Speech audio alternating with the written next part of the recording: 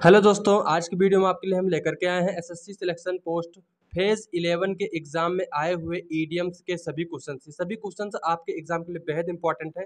आप लोग पूरा वीडियो जरूर लगाइए। और आप सभी को पता है कि जो एसएससी सिलेक्शन पोस्ट के एग्जाम होते हैं, ये इसमें जो है बहुत ही अच्छे क्वेश्चन पूछे जाते हैं। आप चाहे मैथ के ले लीजिए, चाहे इंग्लिश ले लीजिए, बहुत ही अच्छे क्वेश्चन पूछे जाते हैं और आपको इनको जरूर लगाना चाहिए अगर आप कोई एसएससी एग्जाम्स देते हैं।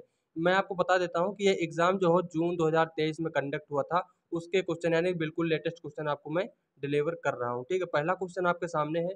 इसमें से क्या करना है कि यहाँ पर जो अंडरलाइन पार्ट है, यानी कि यहाँ पर जो व्हाइट कलर से लिखा हुआ है, इसका आपको मीनिंग फाइंड करना है। यहाँ पर 4 ऑप्शन में 4 ईडियम्स दिए गए हैं। इसमें से बताना है कि कौन सा ईडियम ये वाली मीनिंग रखता है। ठीक है, तो हमको निकालना है एवरीथिंग का, एवरीथिंग के लिए बेस्ट ईडियम्स। ठीक है, आपको पूरा सेंटेंस नहीं पढ़ना होता है, केवल जहाँ पर अंडरलाइन पार्ट हो केवल उतना पढ़िए और अपना आंसर निकालिए। टाइम बर्बाद करने की कोई ज़रूरत नहीं होती है। ठीक है, तो देखिए यहाँ पर एवरीथिंग है। एवरीथिंग के लिए कौन सा बेस्ट ईडियम होगा? The home stretch. ठीक है, हम चारों के मीनिंग देख लेते हैं। यहाँ पर द होम स्ट्रेच, इसका मतलब होता है अंत। क्या होता है? अंत, एंडिंग। ठीक है, कंक्लूजन। तो आप लोग आंसर जरूर मतलब अपनी कॉपी में जो आपको ना आता हो उसको जरूर नोट करते हुए चलिए। ठीक है, through thick and thin. Through thick and thin का मतलब होता है क्या? इसका मीनिंग क्या होता है? अच्छे और बुरे समय में। ठीक है, इन गुड और बैड टाइम्स। नेक्स्ट है 11th आवर। ठीक है, अंतिम क्षण में। ठीक है, या फिर अंतिम समय में। ये कई बार एग्जाम में आया भी हुआ है। जो हमारा करेक्ट आंसर होगा द होल 9 यार्ड्स। इसका मतलब होता है सब कुछ, एवरीथिंग। ठीक है, द होल 9 यार्ड्स। तो आपको ध्यान रखना है, इसका मीनिंग होता है एवरीथिंग। चलते हैं नेक्स्ट क्वेश्चन पर और आप लोग कोशिश करें कि मेरे आंसर बताने से पहले आप लोग अपना आंसर जरूर निकालिए। ठीक है, नेक्स्ट क्वेश्चन है he brought his servant to book. ठीक है, यहाँ पर इतने पार्ट में अंडरलाइन है। ठीक है, इतने वाला पार्ट जो है इसका अंडरलाइन है फार ब्रेकिंग द। तो आपको इस वाले अंडरलाइन वाले सेगमेंट यहाँ पर जो है इसका आपको मीनिंग बताना है। यहाँ पर एक ईडियम है। ठीक है, अंडरलाइन वाला जो पार्ट है इसका आपको यहाँ पर मीनिंग बताना है। ठीक है, तो यहाँ पर देखिए ब्राट हिज सर्वेंट टू बुक। आपने एक ईडियम पढ़ा होगा ब्रिंग टू बुक। क्या पढ़ा होगा? BRING, bring to book. ठीक है, ये वाला आइडियम याद किया होगा। तो इस यानी कि इसी का आइडियम यहाँ पर, ये सेकंड फॉर्म यहाँ पर लिखी हुई ब्रिंग की। ठीक है, तो इस इडियम का आपको मीनिंग फाइंड करना है। तो इसका मतलब होता है ब्रिंग टू बुक माने किसी को सजा देना, किसी को डांटना। ठीक है, पनिशमेंट देना। तो यहाँ पर क्या हो जाएगा? पहला ही ऑप्शन हमारे पास है स्कोल्डेड हिज सर्वेंट, यही हमारा जो करेक्ट आंसर हो जाएगा। ठीक है, स्कोल्डेड हिज सर्वेंट, ये वाला हमारा करेक्ट आंसर होगा। नेक्स्ट पर चलते हैं हम लोग। अगला क्वेश्चन हमारे पास वो है, अच्छा ये वाला हो गया है।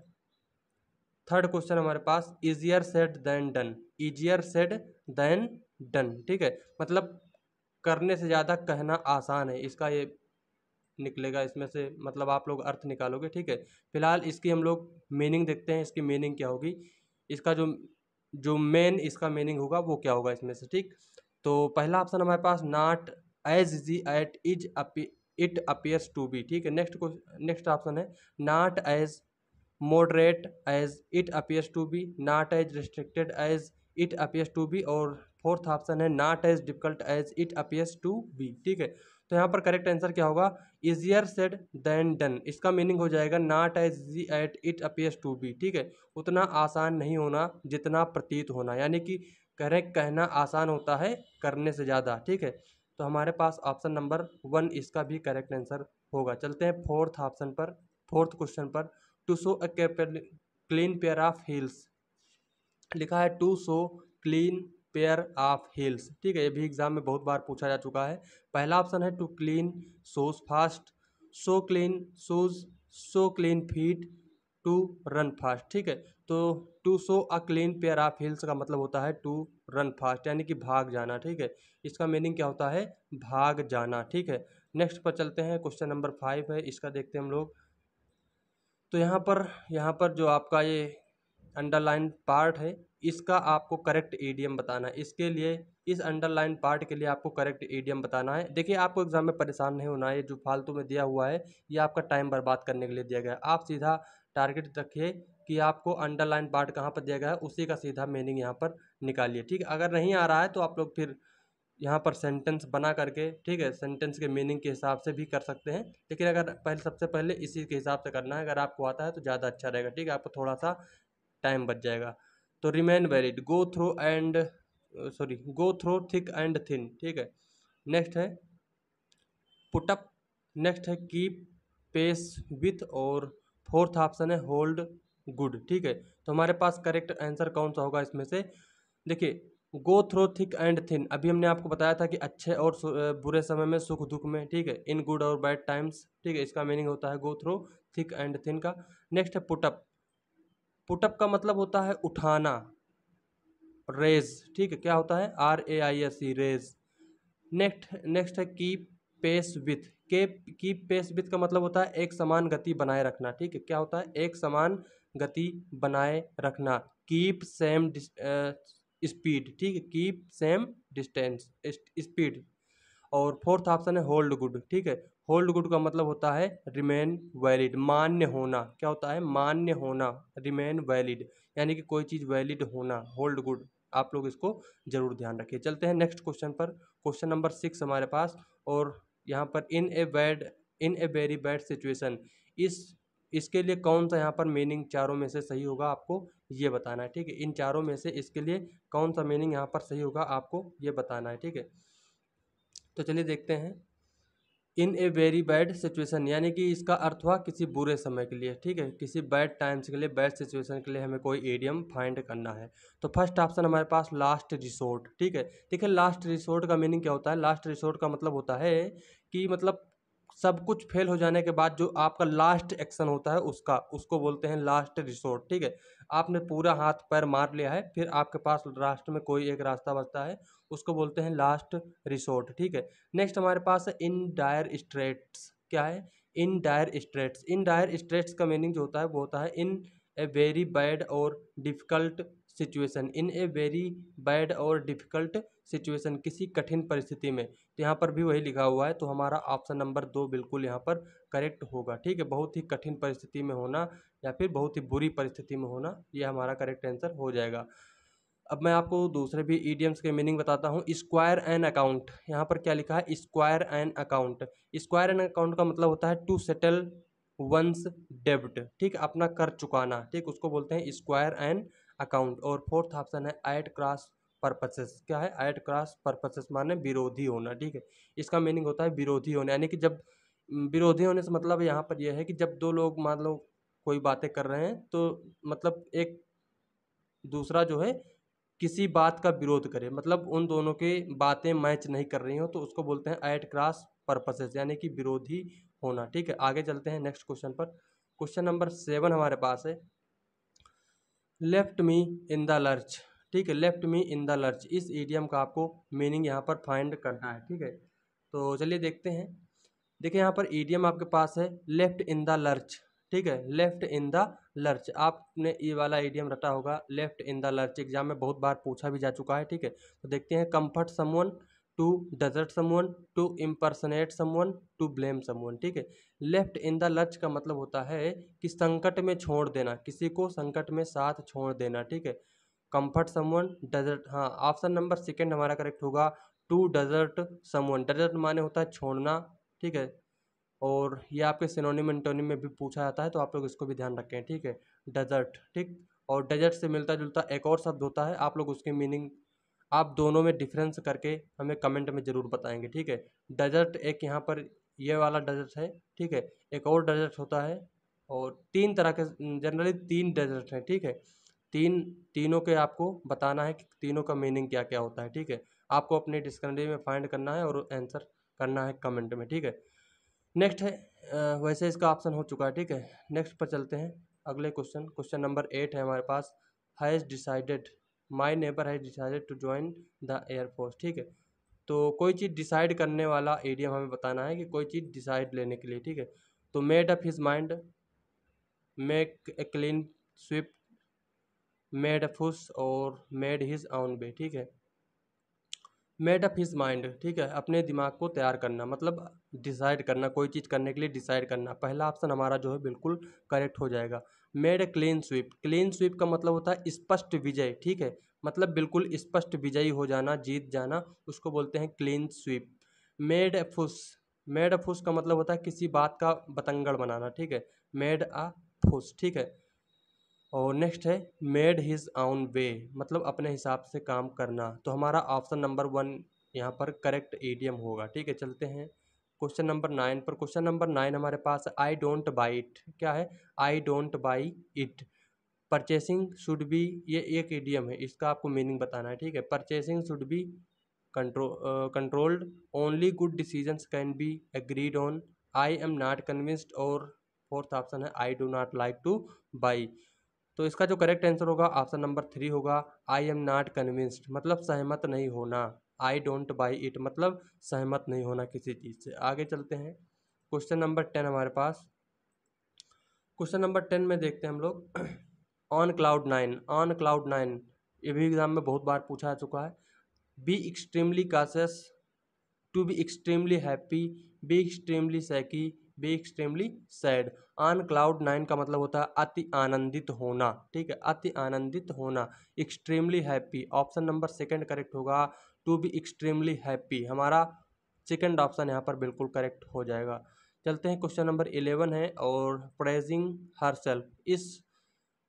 इस मतलब एक्सप्रेशन के लिए हमें कोई अच्छा सा इडियम इसमें से फाइंड करना है। ठीक, चारों में से कौन सा इडियम है जो ये वाली मीनिंग रखता है, ये आपको बताना है। तो प्रेजिंग हर सेल्फ माने खुद की प्रशंसा करना। तो देखते हैं प्रशंसा करने वाला इडियम कौन सा है इसमें। Cry over the spilt milk, catch one's eyes, blow her own trumpet, और फेस द म्यूजिक। ठीक है, तो देखिए फेस द म्यूजिक का मतलब होता है, एग्जाम में पहले पूछा जा चुका है, परिणाम भुगतना, किसी गलत काम का परिणाम भुगतना, उसको बोलते हैं फेसिंग द म्यूजिक। ठीक है, और क्राई ओवर स्पिल्ट मिल्क। ठीक है, क्राई ओवर स्पिल्ट मिल्क, इसका मीनिंग क्या होता है? इसका मतलब होता है कि पुरानी बातों को याद करके पछतावा होना। ठीक है, रेगरेट होना। ठीक है, इसका मीनिंग क्या होता है? रेगरेट करना, अफसोस होना, पछतावा होना। Cry over spilt milk. Catching one's eye, ठीक है, या फिर कैच समवंस आई, इसका मीनिंग क्या होता है? इसका मीनिंग होता है अट्रैक्ट समवन, किसी को आकर्षित करना। अट्रैक्ट समवंस अटेंशन, किसी का ध्यान अपनी ओर आकर्षित करना। By making eye contact with them. ठीक है, तो किसी को अपनी ओर आकर्षित करना, उसको बोलते हैं कैचिंग वंस आई। ठीक है, थर्ड ऑप्शन बच गया है, यही हमारा करेक्ट आंसर होगा।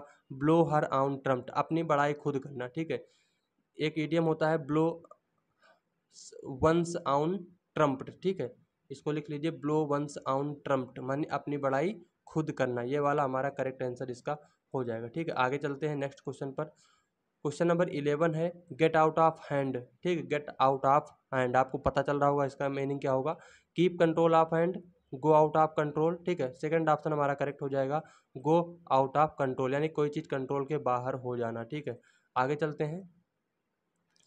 थ्रो केसन टू द विंड, थ्रो केसन टू द विंड, इसका आपको मीनिंग बताना है। ठीक है, तो पहला ऑप्शन है टू बी इंडेसिसिव और unsure about a decision, to take a big risk और be reckless, to be overly cautious और hesitant, to be too strict और रिगिड इन फॉलोइंग रूल्स। तो इसका मीनिंग क्या होगा?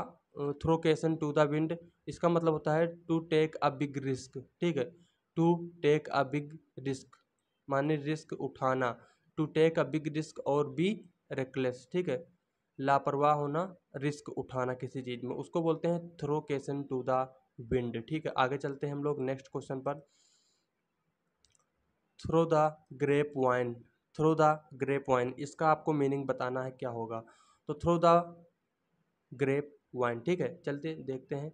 थ्रो डिफ़िकल्टीज, मुश्किल के साथ, वाया गॉसिप, एक्सट्रीमली इल, और सक्सीड ब्रिलियंटली। ठीक है, तो थ्रो द ग्रेप वाइन, इसका मीनिंग होगा वाया गोसिप। ठीक है, हंसी मजाक के साथ, गोसिप के साथ। ठीक है, वाया गोसिप जो है हमारा करेक्ट आंसर हो जाएगा। नेक्स्ट क्वेश्चन है, क्वेश्चन नंबर 14 है pull yourself together, pull yourself together, fight violently, work overtime, help the needy, calm down. ठीक है, पुल योर सेल्फ टूगेदर, इसका मतलब होता है काम डाउन, शांत होना। ठीक है, क्या होता है? शांत होना, काम डाउन। दोस्तों, अगर आपको वीडियो अच्छी लग रही है तो प्लीज़ आप लोग चैनल को सब्सक्राइब जरूर करें, और अपने दोस्तों के साथ भी वीडियो को शेयर करें, और अपने दोस्तों से भी चैनल को सब्सक्राइब करने के लिए ज़रूर कहिए। ठीक है, आपको बिल्कुल लेटेस्ट कंटेंट एसएससी के लिए इंग्लिश का बिल्कुल लेटेस्ट जो क्वेश्चन होंगे, सबसे लेटेस्ट, वो आपको यहाँ पर कराए जाएंगे। ठीक है, अभी मैं आपको जो ईडीएम्स जो जो आपका एमटीएस का एग्ज़ाम हुआ था उसके भी वीडियोस जल्दी ही देने वाला हूँ, तो आप लोग चैनल को सब्सक्राइब करके ज़रूर रखिए और साथ में नोट्स बनाते चलिए, ठीक है। 15 नंबर क्वेश्चन है, kill two birds with one stone. Kill two birds with one stone, ठीक है, यानी कि एक साथ दो काम करना। आपको इसका जो है करेक्ट यहाँ पर बताना है कौन सा हमारा ऑप्शन करेक्ट होगा, इसका मीनिंग, ठीक है। तो today's fishing season was a success as both the fisherman were working together.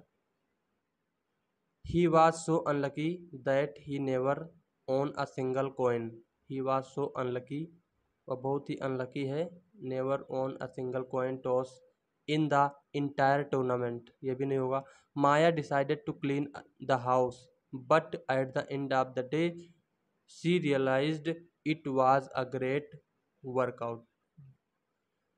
He ruined his chances of getting into college, ठीक है। यहाँ पर जो है थर्ड ऑप्शन हमारा करेक्ट होगा, यही लग रहा है, ठीक है। Maya decided to clean the house, मतलब कि माया ने घर को साफ करने का डिसाइड किया, लेकिन अंत में क्या हुआ कि उसका वर्कआउट भी हो गया, यानी कि एक तीर से दो शिकार करना, ठीक है।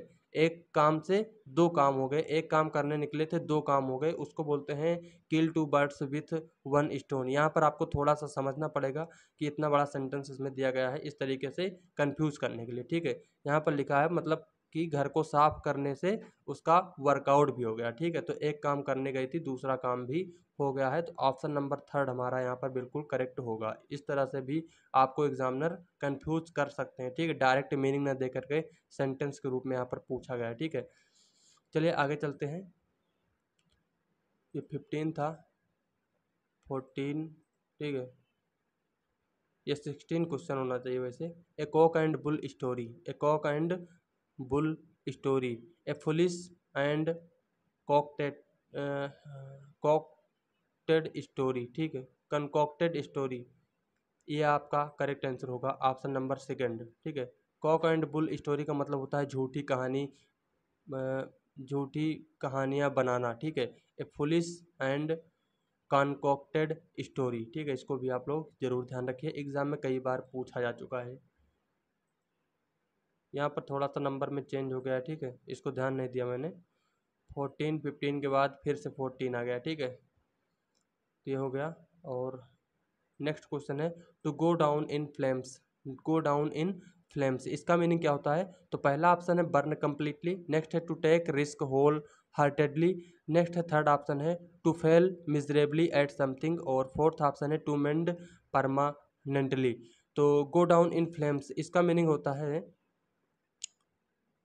क्या होता है इसका meaning? Burn completely, to take risk wholeheartedly, to fail miserably at something, व्यर्थ में जाना कोई चीज़, ठीक है, फेल हो जाना, to fail miserably at something, ठीक है, तो फेल हो जाना इसका करेक्ट मीनिंग होता है to go down in flames, ठीक, गो डाउन इन फ्लेम्स मतलब व्यर्थ होना, मिजरेबल फेल्योर, ठीक है, व्यर्थ होना, फेल हो जाना। आगे चलते हैं हम नेक्स्ट क्वेश्चन पर।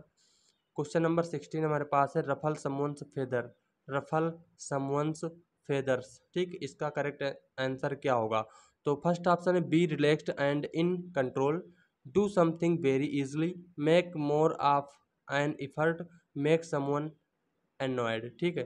तो रफल समवंस फेदर इसका मीनिंग होता है किसी को गुस्सा दिलाना, ठीक है, मेक समवन एनॉयड, किसी को गुस्सा दिलाना, ठीक है, तो आप लोग इसको ध्यान रखें, रफल समवंस फेदर माने मेक समवंस एनॉयड, ठीक। नेक्स्ट क्वेश्चन है 17 नंबर है हमारे पास, क्रोकोडाइल टीयर्स, इसका आपको मीनिंग बताना है, ठीक है, ये एक इडियम है और इसका आपको इसमें से मीनिंग बताना है। Mild regret, very gloomy, pretended sadness और ए वीपिंग साइन, तो क्या हो जाएगा? इसका मतलब हो जाएगा प्रिटेंडेड सैडनेस। क्रोकोडाइल से क्रोकोडाइल टीयर्स मीनिंग होता है इसका झूठे आंसू बहाना या फिर झूठी संवेदना प्रकट करना, ठीक है, ठीक है।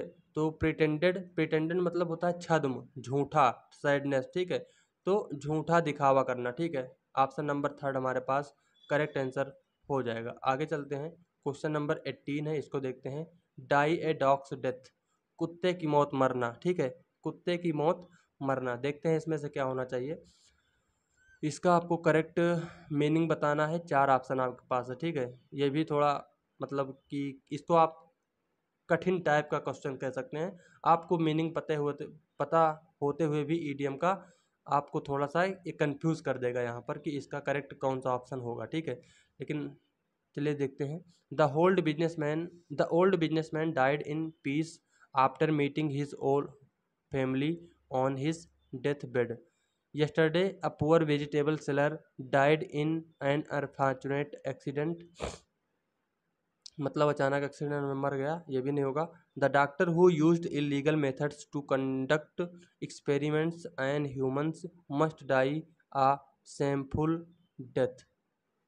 ये वाला आपका करेक्ट ऑप्शन हो सकता है, ठीक है। आगे पढ़ते हैं। Wars compel people to starve to death. War से कोई लेना देना नहीं है, ठीक है। डाई ए डॉग्स डेथ, ठीक है। इसका जो करेक्ट आंसर होना चाहिए ऑप्शन नंबर थर्ड होना चाहिए, ठीक। Option number third, the doctor who used illegal method to conduct experiment on human, मतलब ऐसे डॉक्टर जो गलत तरीके से ह्यूमन के ऊपर, मानव के ऊपर एक्सपेरिमेंट करते हैं, वो क्या है, मतलब बहुत ही सेमफुल, शर्मनाक तरीके से उनकी मृत्यु होती है, ठीक है। तो ऑप्शन नंबर थर्ड ही हमारा करेक्ट आंसर होगा, ठीक। कुत्ते की मौत मरना, ठीक है। तो मतलब जो लोग गलत तरीके से काम करते हैं उनकी मौत कुत्तों की जैसी होती है, मतलब एकदम बेकार शर्मनाक तरीके से, ठीक है। ऑप्शन नंबर थर्ड यहाँ पर बिल्कुल करेक्ट ऑप्शन हो जाएगा। आगे चलते हैं। क्वेश्चन नंबर 19 हमारे पास है।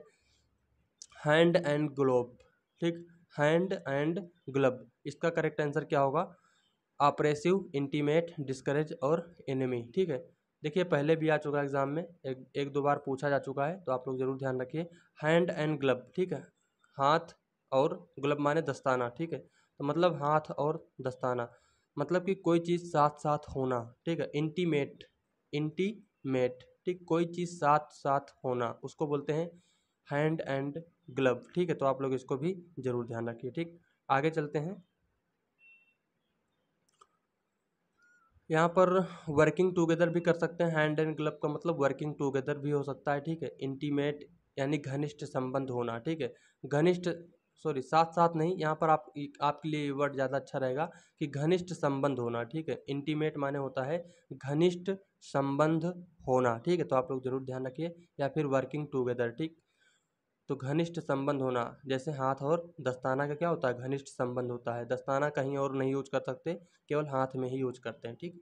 तो इंटीमेट जो है इसका करेक्ट आंसर हो जाएगा। आगे चलते हैं नेक्स्ट क्वेश्चन पर। क्वेश्चन नंबर 20 हमारे पास है। Learn to keep quiet, learn to keep quiet, keep quiet मतलब शांत, शांत होना, ठीक है। तो चलिए देखते हैं शांत से संबंधित कौन सा है इसमें idiom. To go through, go through माने पढ़ना, ठीक है। गो थ्रू माने होता है पढ़ना, रीडिंग करना, या फिर किसी दौर से गुजरना, ठीक है, किसी दौर से गुजरना।